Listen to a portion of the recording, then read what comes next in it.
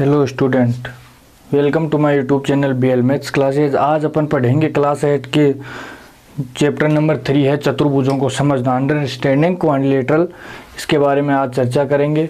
इससे पहले मैंने एक क्लास आपकी ले ली है, तो आप चैनल पे जाके वहाँ से पढ़ सकते हो। और अगर आप हमारे चैनल को देख रहे हो और आपको वीडियो अच्छा लगा तो आप ज़रूर सब्सक्राइब, शेयर और लाइक ज़रूर करना। तो चलो अपन चर्चा करते हैं। इसमें चतुर्भुजों में हमने वक्र कंप्लीट कर लिए थे, वक्र वर्गीकरण कंप्लीट कर लिया था। तो आज अपन पढ़ेंगे बहुभुज, पॉलीगन्स किसे कहते हैं। तो डियर स्टूडेंट्स, आप देखिए कि बहुभुज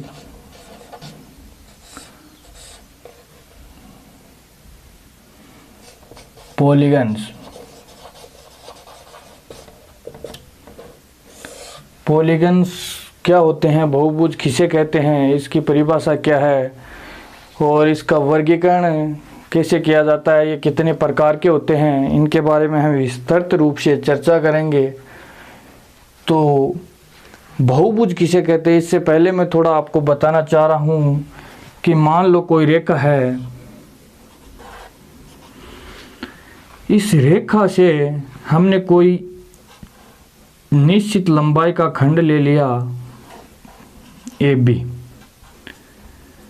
तो ये जो AB यहाँ पे जो इस रेखा का खंड है उसको हम क्या बोलेंगे, रेखाखंड। तो शायद आपको अब दिक्कत नहीं होगी कि रेखाखंड किसे कहते हैं और क्या होता है। रेखाखंड होता है, उसको बोलते हैं लाइन सेगमेंट।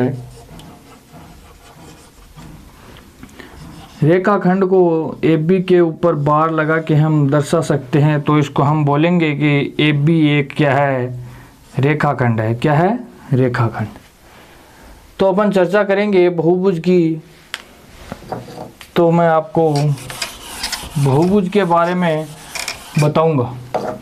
बहुभुज यह है कि रेखाखंडों से बनी बंद आकृति को बहुभुज कहते हैं। तो देखिए,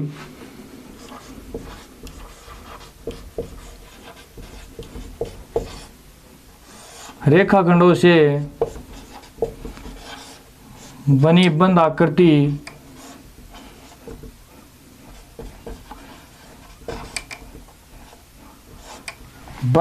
क्लोज फिगर,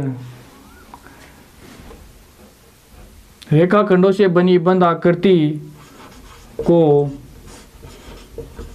बहुभुज कहते हैं। रेखाखंडों से बनी बंद आकृति को क्या कहते हैं, बहुभुज कहते हैं। जैसे सबसे ये एक रेखाखंड है, एक रेखाखंड से कोई बंद आकृति नहीं बनती। ये हमारे पास दो रेखाखंड है, इन दोनों को जोड़ दिया।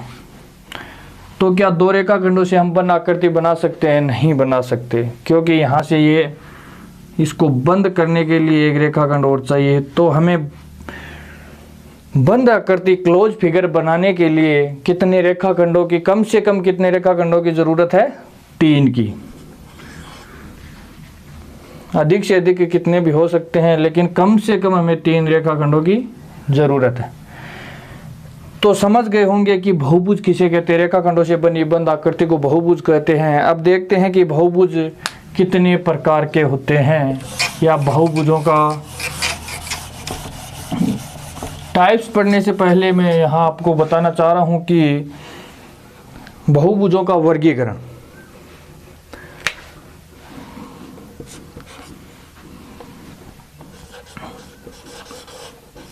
बहुभुजों का वर्गीकरण है, क्लासिफिकेशन ऑफ पॉलीगन्स किसे कहते हैं। तो देखते हैं, हम इसका वर्गीकरण करेंगे। वर्गीकरण सबसे पहले मैंने बताया था आपको कि कम से कम बहुभुज बनाने के लिए हमें कितने रेखाखंडों की आवश्यकता होगी, तो 3 की। तो 3 रेखाखंडों से अपन कोई बंद आकृति बनाते हैं, तो उसको क्या बोलते हैं, ट्रायंगल, त्रिभुज बोलते हैं। चार रेखाखंडों से अपन कोई बंद आकृति बनाते हैं तो उसे क्या बोलते हैं? चतुर्भुज। क्या बोलते हैं? चतुर्भुज, क्वाड्रिलेटरल बोलते हैं। पांच भुजाओं से या पांच रेखाखंडों से जब अपन कोई आकृति बनाते हैं तो उसे क्या बोलते हैं? पंचभुज, पेंटागन कहते हैं इसको। छह भुजाओं से अपन बनाएंगे उसे षटभुज कहते हैं। सात भुजाओं से बनाएंगे उसे सप्तभुज कहते हैं। आठ भुजाओं से अगर बनाएंगे या आठ रेखाखंडों से बनाएंगे, रेखाखंड और भुजा अपन यहाँ काम में ले सकते हैं कि रेखाखंडों को हम भुजा बोल सकते हैं क्योंकि ये इनकी भुजाएं होती है। तो आठ भुजाओं से अगर बनाते हैं या आठ रेखाखंडों से बनाते हैं तो इसे क्या कहते हैं? अष्टभुज कहते हैं। इसी प्रकार क्रम आगे चलता रहता है। तो ये आपका वर्गीकरण है। इसमें अपन पढ़ेंगे इस चैप्टर में, वो है हमारा क्वाड्रिलेटरल, चतुर्भुज है।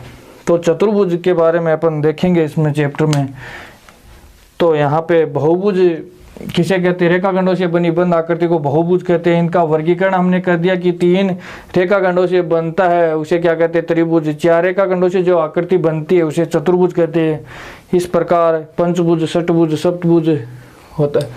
अपन अब चर्चा करेंगे आगे इसमें कि बहुभुज कितने प्रकार के होते हैं या इन बहुभुजों को अपन कितने भागों में बांट सकते हैं।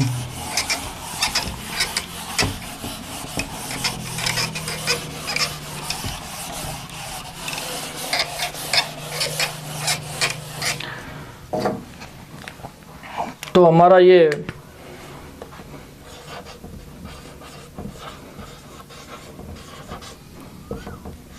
बहुभुज है। हमारा बहुभुज जो है इसको हम चार भागों में डिवाइड कर सकते हैं। चार भाग है वो आपके सामने होंगे।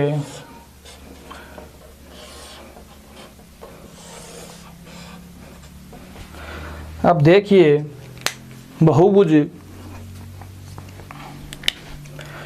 पहले हम बहुभुज देखते हैं, वो है हमारा उत्तल बहुभुज। कौन सा है? उत्तल बहुभुज है। और जो सेकंड है वो है अवतल बहुभुज है।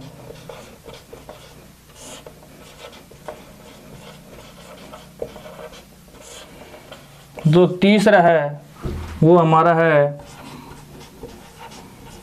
समबाहुभुज। और जो चौथा है वो है विषम बहुभुज।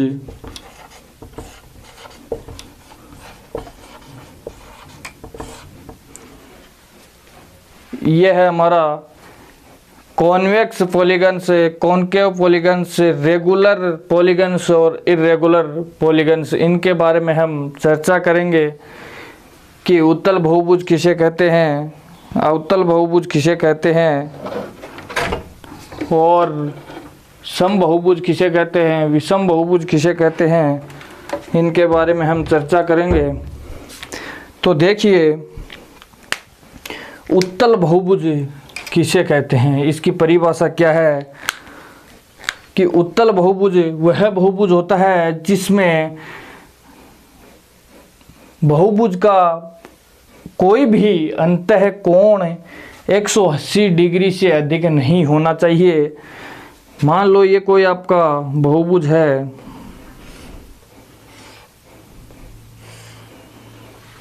इस बहुभुज के अंतः कोण आप देख सकते हो, कोई भी अंतः कोण क्या नहीं है, 180 डिग्री से अधिक नहीं है। तो ये क्या कहलाता है? उत्तल बहुभुज।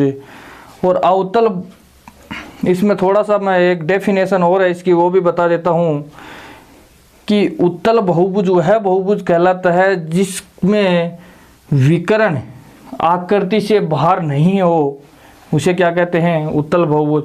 और विकर्ण आप समझते हो कि किसी कोने को उसके आसन कोने को छोड़कर बाकी कोनों से मिलाने पर, या अपन यहाँ कह सकते हैं कि किसी रेखाखंड को आसन्न रेखाखंड को छोड़कर अन्य शेष रेखाखंडों से मिलाने पर जो बनता है उसे क्या कहते हैं। जिस प्रकार अपन यहाँ से इसको छोड़ देंगे और इसको मिलाएंगे तो ये क्या है, विकर्ण।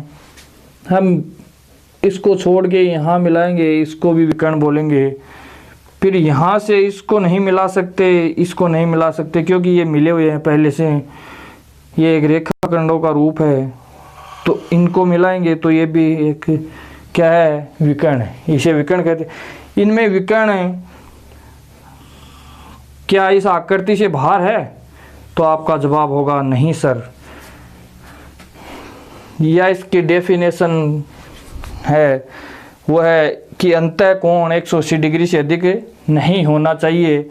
और जो अवतल बहुभुज है उसमें क्या है कि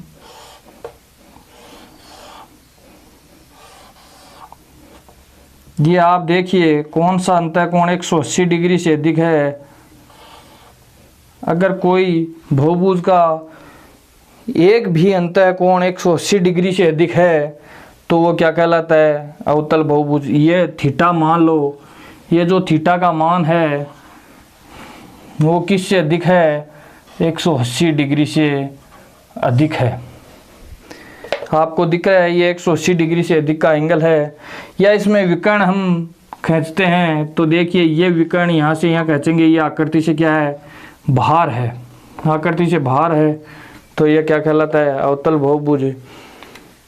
समबाहुभुज किसे कहते हैं? समबाहुभुज ये होता है कि जिसमें सभी कोण और सभी भुजाएं बराबर हो तो उसे क्या कहते हैं, समबाहुभुज कहते हैं। रेगुलर पॉलीगन्स बोलते हैं इसको, रेगुलर पॉलीगन्स, कि जिसमें सभी कोण व सभी भुजा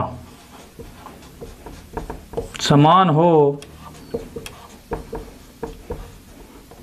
तो उसे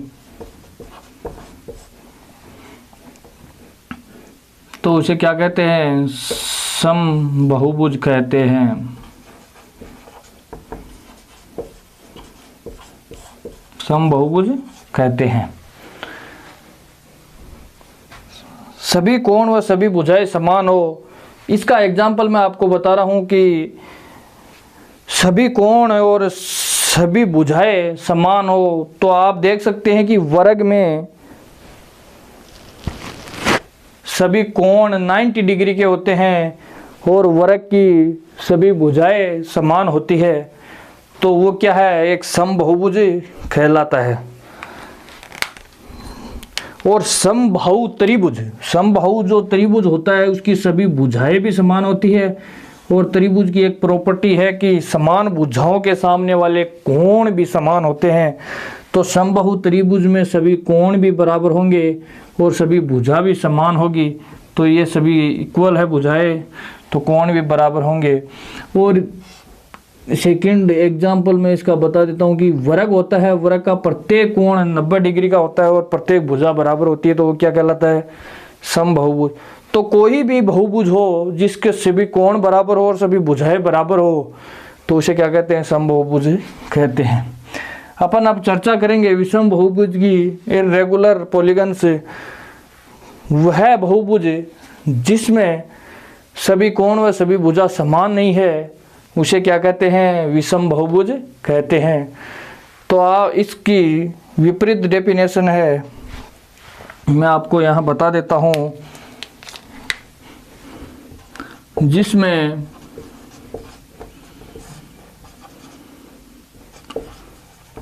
कोई या जिसमें सभी कोण व सभी भुजा समान नहीं हो उसे विषम बहुभुज या इर्रेगुलर पॉलीगन से कहते हैं। जैसे अपन बना देते हैं समकोण त्रिभुज, इसमें ये भुजा है, सभी भुजाओं का माप अलग अलग है और ये कोण तो 90 डिग्री होगा समकोण में और बाकी कोण अलग अलग हैं, तो ये कभी भी विषम बहुभुज नहीं होगा। विषम बहुभुज आप आसानी से पहचान सकते हो कि जिसमें सभी भुजाएं और सभी कोण इक्वल नहीं हो, बराबर नहीं हो, तो उसे क्या कहते हैं, विषम बहुभुज। तो हमारे बहुभुज यहाँ पे कंप्लीट हुए। उत्तल बहुभुज किसे कहते हैं, वह बहुभुज जिसके कोई भी अंतःकोण 180 डिग्री से अधिक नहीं होना चाहिए, उसे उत्तल बहुभुज कहते हैं। वह बहुभुज जिसमें कोई भी अंतःकोण 180 डिग्री से अधिक होना चाहिए, वो क्या कहलाता है, अवतल बहुभुज। अवतल बहुभुज की और उत्तल बहुभुज की एक डेफिनेशन और भी है। वो डेफिनेशन ये है कि विकर्ण भुजा से बाहर, भुजा क्या सॉरी इसमें है कि आकृति से बाहर नहीं होना चाहिए।